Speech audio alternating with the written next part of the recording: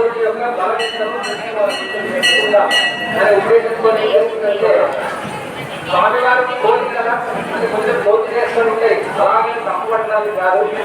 అయితే ఆయన ఏం చేసిందో అశోకవనాన్ని కొంచెం విధ్వంసం చేస్తే ఆయన రామనాథుడి యొక్క దూరంగా పంపించారు కదా రామవారు. ఆయన యొక్క బలాన్ని తెలుసుకున్నారు, రామనాథుని యొక్క బలాన్ని ఉపయోగించి మరి వైపు అది చెప్పాలి రామనాథ పరిస్థితి అని చెప్పడానికి కోసం సూత్రం ఏం చేసిందంటే అశోకవనంలో ఉండేటువంటి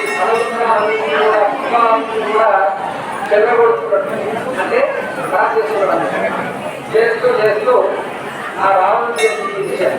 ఆయన ఏం చేసిండు సైనికులను పంపించాడు, ఆ పోతులు పంపించుకోండి పట్టుకోవాలి చెప్పగానే అని వాళ్ళంతా కూడా చేస్తే మా పరాక్రమవంతుడు రామభక్తుడు కాబట్టి వాళ్ళందరినీ సంతరిస్తూ ఒక మంత్రం చెప్పింది, దాన్ని జయమంత్రము అంటారు.